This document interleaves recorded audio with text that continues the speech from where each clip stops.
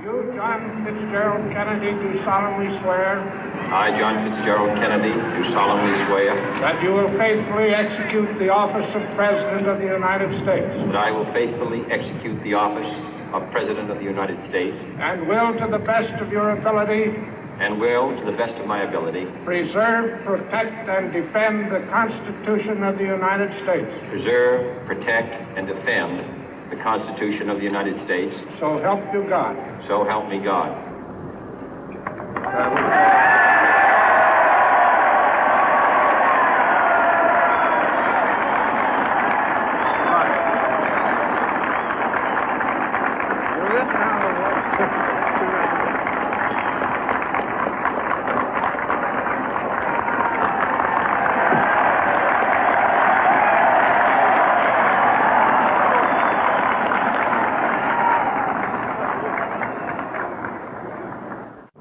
Vice President Johnson, Mr. Speaker, Mr. Chief Justice, President Eisenhower, Vice President Nixon, President Truman, Reverend clergy, fellow citizens.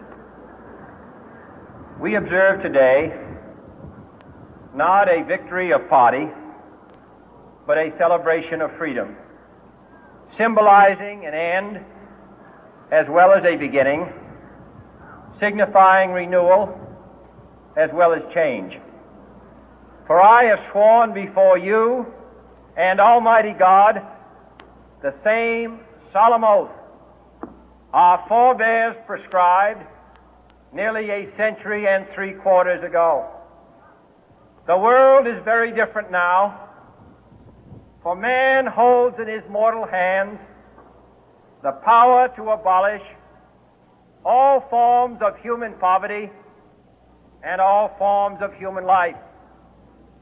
And yet the same revolutionary beliefs for which our forebears fought are still at issue around the globe. The belief that the rights of man come not from the generosity of the state, but from the hand of God. We dare not forget today that we are the heirs of that first revolution. Let the word go forth from this time and place to friend and foe alike that the torch has been passed to a new generation of Americans born in this century, tempered by war, disciplined by a hard and bitter peace, proud of our ancient heritage, and unwilling to witness or permit the slow undoing of those human rights to which this nation has always been committed and to which we are committed today at home and around the world.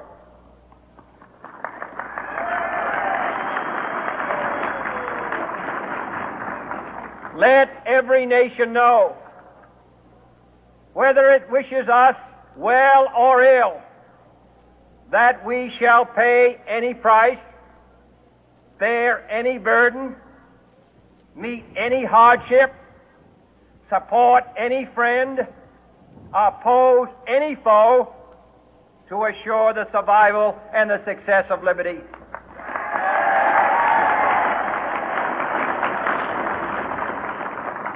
This much we pledge and more.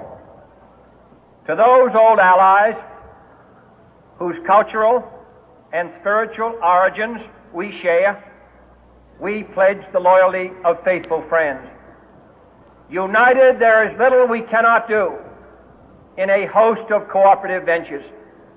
Divided, there is little we can do, for we dare not meet a powerful challenge at odds and split asunder.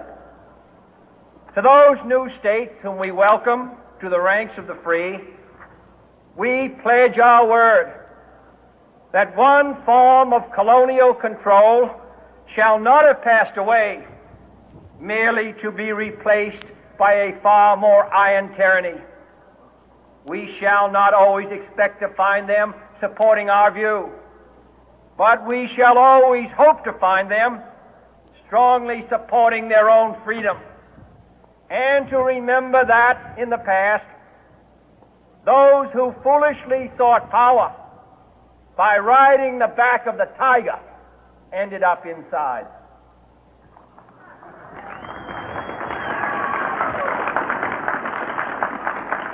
To those people in the huts and villages of half the globe struggling to break the bonds of mass misery, we pledge our best efforts to help them help themselves for whatever period is required, not because the communists may be doing it, not because we seek their votes, but because it is right.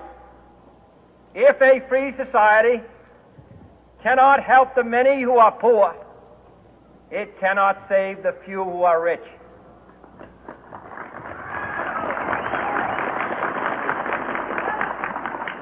To our sister republics south of our border, we offer a special pledge to convert our good words into good deeds, in a new alliance for progress, to assist free men and free governments in casting off the chains of poverty.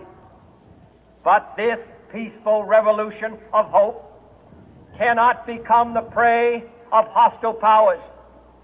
Let all our neighbors know that we shall join with them to oppose aggression or subversion anywhere in the Americas. And let every other power know that this hemisphere intends to remain the master of its own house.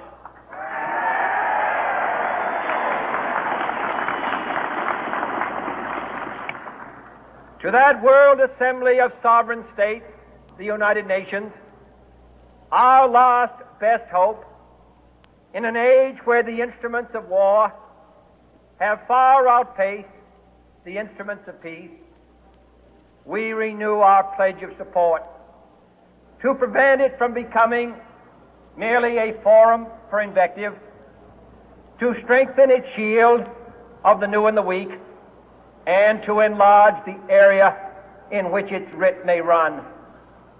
Finally, to those nations who would make themselves our adversary, we offer not a pledge, but a request that both sides begin anew the quest for peace. Before the dark powers of destruction, unleashed by science, engulf all humanity in planned or accidental self-destruction, we dare not tempt them with weakness, for only when our arms are sufficient beyond doubt can we be certain beyond doubt that they will never be employed. But neither can two great and powerful groups of nations take comfort from our present course, both sides overburdened by the cost of modern weapons, both rightly alarmed by the steady spread of the deadly atom, yet both racing to alter that uncertain balance of terror that stays the hand of mankind's final war. So let us begin anew, remembering on both sides that civility is not a sign of weakness, and sincerity is always subject to proof. Let us never negotiate out of fear, but let us never fear to negotiate.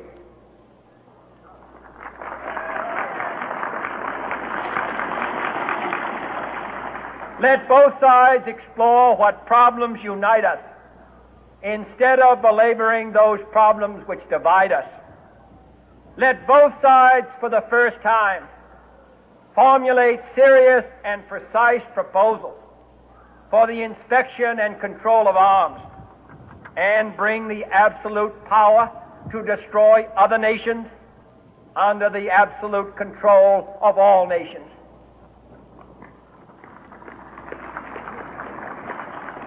Let both sides seek to invoke the wonders of science instead of its terrors.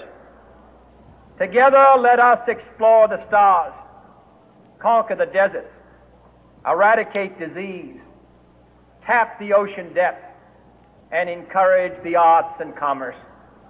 Let both sides unite to heed in all corners of the earth the command of Isaiah to undo the heavy burden and let the oppressed go free. And if a beachhead of cooperation may push back the jungle of suspicion, let both sides join in creating a new endeavor, not a new balance of power, but a new world of law, where the strong are just and the weak secure and the peace preserved. All this will not be finished in the first 100 days, nor will it be finished in the first 1,000 days, nor in the life of this administration, nor even perhaps in our lifetime on this planet. But let us begin.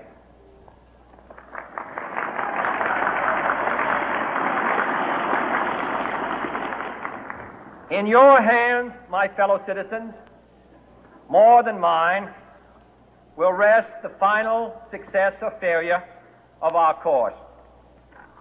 Since this country was founded, each generation of Americans has been summoned to give testimony to its national loyalty.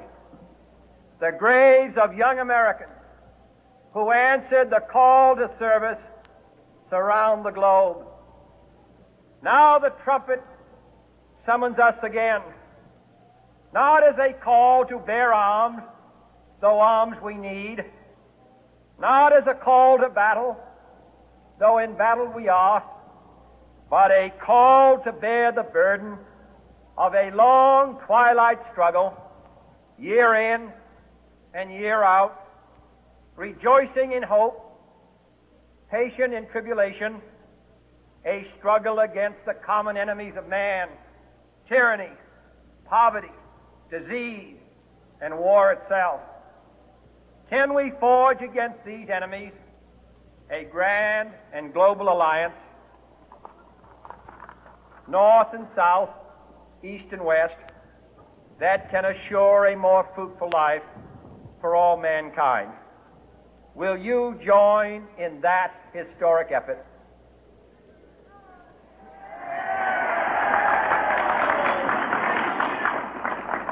In the long history of the world, only a few generations have been granted the role of defending freedom in its hour of maximum danger. I do not shrink from this responsibility. I welcome it.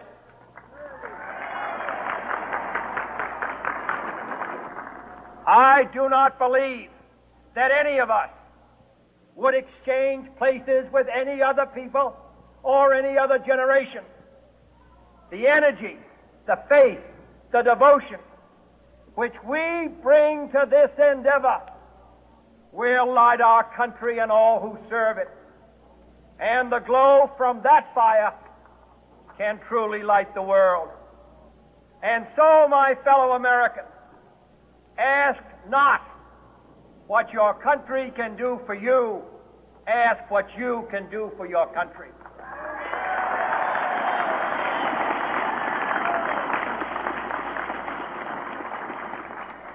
My fellow citizens of the world, ask not what America will do for you, but what together we can do for the freedom of man.